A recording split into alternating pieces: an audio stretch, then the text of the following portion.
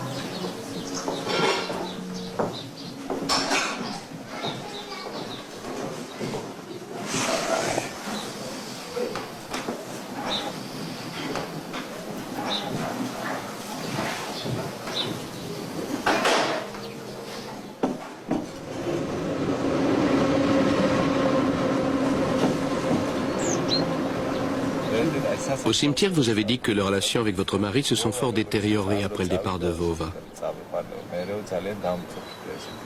Oui, et alors? Que voulez-vous savoir? En avez-vous parlé? Avec vos voisins, par exemple? Je n'ai jamais rien dit à personne. J'ai enfoui tout cela dans mon cœur.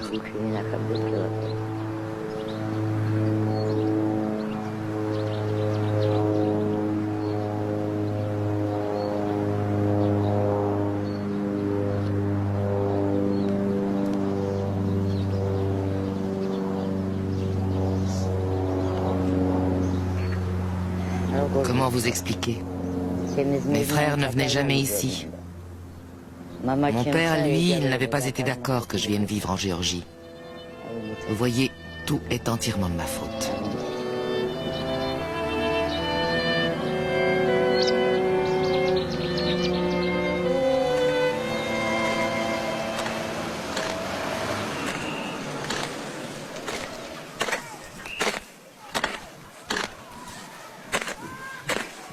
Comment avez-vous appris que votre mère était morte?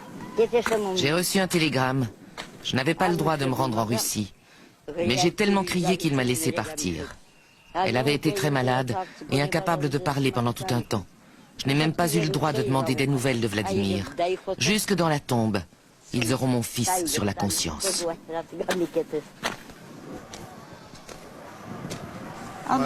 Sans doute qu'il ne pouvait pas parler. Vous savez, dans le temps, si on voulait entrer au KGB, il valait mieux ne pas avoir de famille. Je suis contente qu'il n'ait pas à s'inquiéter pour nous. Dans sa position, ça lui causerait des problèmes. Mais il n'aurait pas dû affirmer que son père et sa mère étaient morts.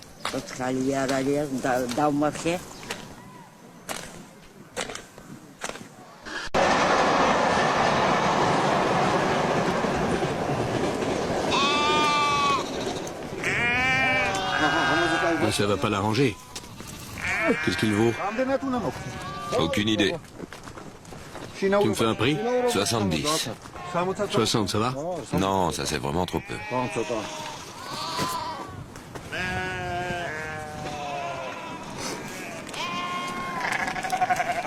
Tu peux le mettre dans le coffre? Bien sûr. Je ferme? Ouais, vas-y.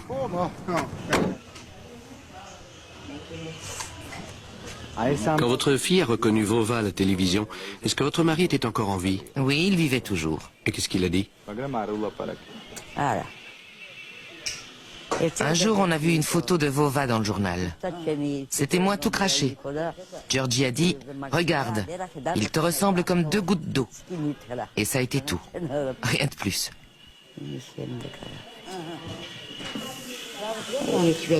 Il était très jaloux, il est mort jaloux.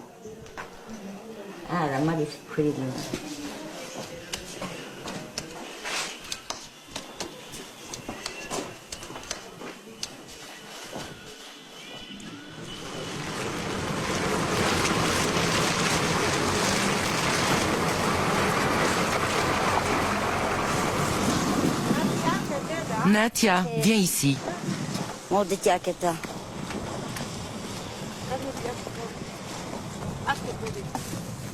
Voilà la limonade. Et la bougie. J'en voudrais. Non, non, tu ne peux pas. Ouvre la bouteille. Tiens, les verres. Viens, ma fille.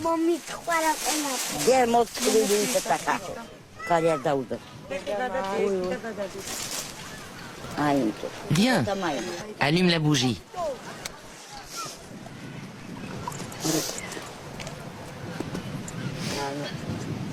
À la mémoire de Georgie. Verse-en un peu plus. Laisse la bougie. Je suis venue ici un matin et j'ai choisi l'endroit où enterrer mon père. Quand ma mère a vu qu'il n'y avait que des femmes enterrées ici, elle a fait demi-tour. Ma sœur Marina l'a rattrapée et lui a demandé « Qu'est-ce qui te prend, maman ?» Elle a répondu « Comment avez-vous pu faire ça? Il a toujours été en coureur de jupons et maintenant il va à nouveau être entouré de femmes. Vous n'auriez pas pu trouver un autre endroit ?» Mais d'où est-ce que tu sors ça? C'est ce que tu as dit. Jamais de la vie. Si, si, tu l'as dit. Il y a un couple enterré là-bas. La femme est morte la première. Leur fils m'a demandé « Que fait Georgie ici? Il court après ma mère ?» Venez vous joindre à nous. Soyez les bienvenus.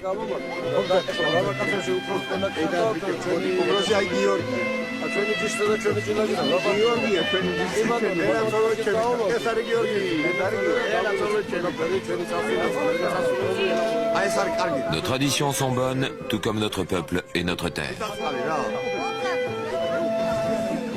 Nous sommes ici au cimetière pour trinquer à nos morts. À leur mémoire. Nous offrons notre frugal mais délicieux repas à leur âme qui est au ciel. Notre Géorgie est grande. C'est elle qui a engendré ce grand homme qu'est Joseph Staline. Un homme noble qui a défendu le monde contre les oppresseurs. Buvons à la santé de Staline.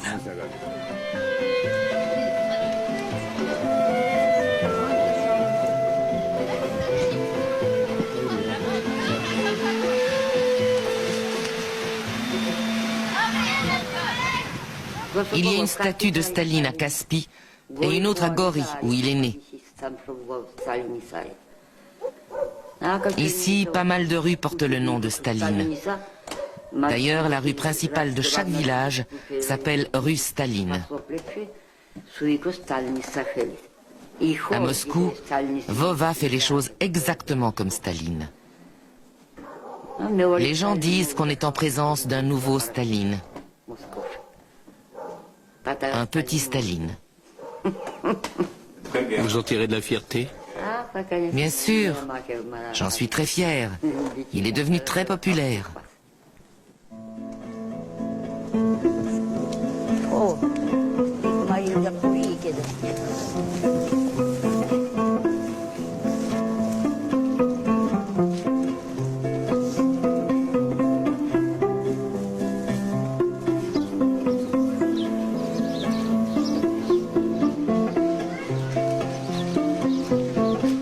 Je crois en Dieu, mais je n'ai pas confiance en ce prêtre.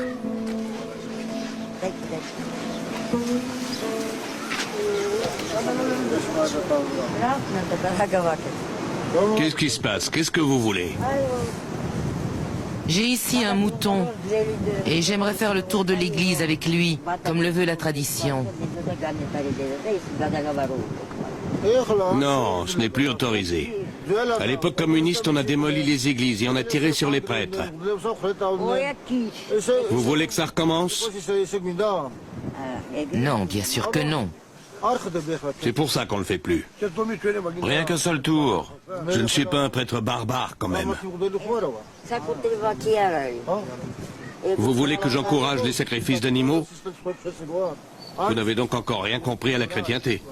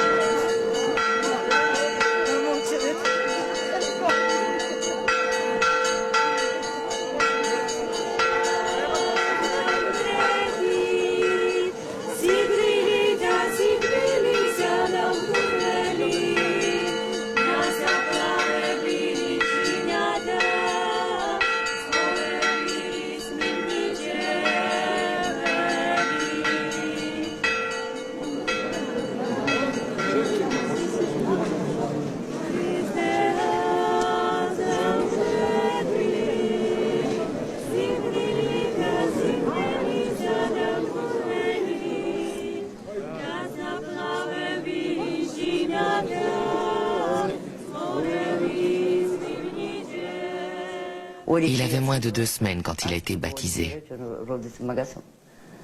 À l'église. Je crois me rappeler que la croix qu'il porte, il l'a reçue de ma mère.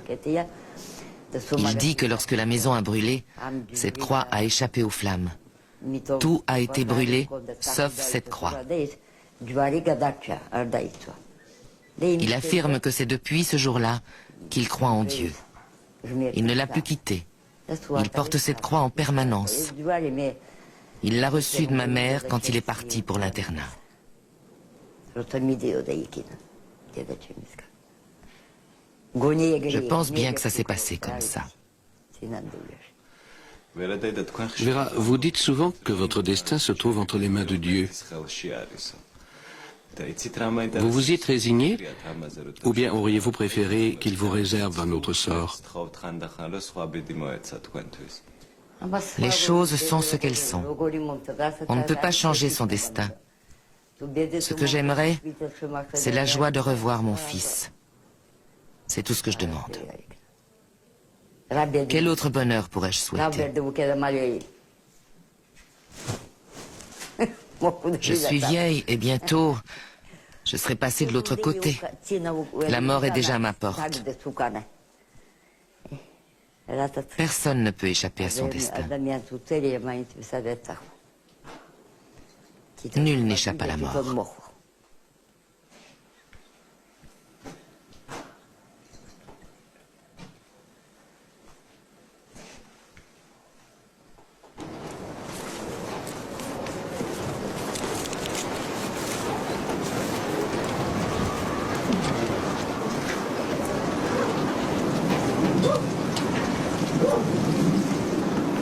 Хорошо.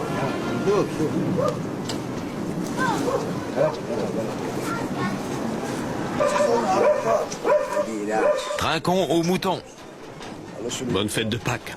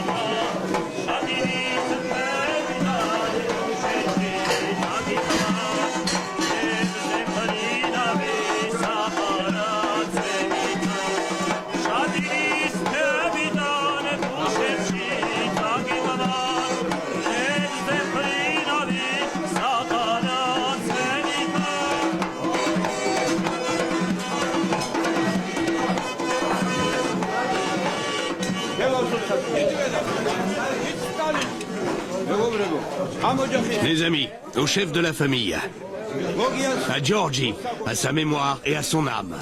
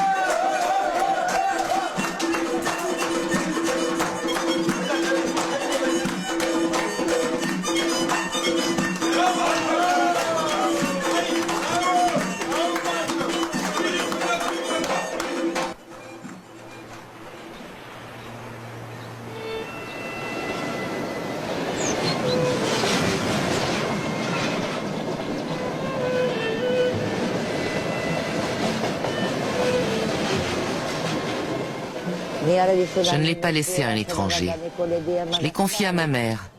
Elle avait dit, laisse-le ici avec moi. Après, je ne sais pas où il est allé. Il aurait pu me prévenir. Il savait où j'habitais. Maman, je suis ici maintenant. Ne dis à personne que tu es ma mère. Ne viens jamais non plus. Je ne savais pas qu'il était arrivé si haut. Comment l'aurais-je su? Quand je l'ai appris, j'ai été émerveillée. Aurais-je dû garder ça pour moi? Que c'est mon fils?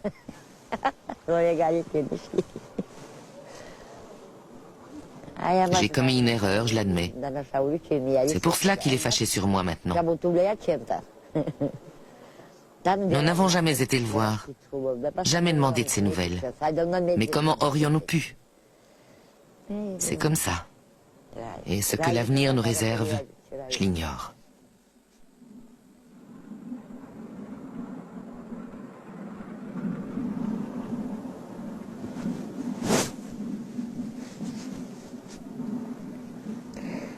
Je pleure souvent, c'est vrai. C'est une triste histoire.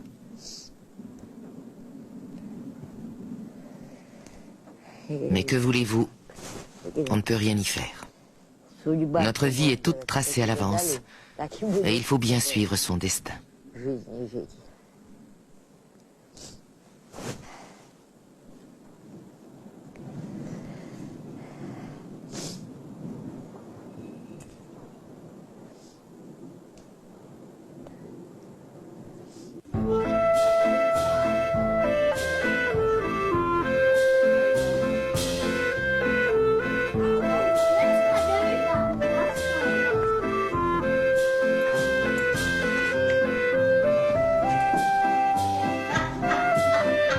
Enfile ça, c'est pas un concours de beauté.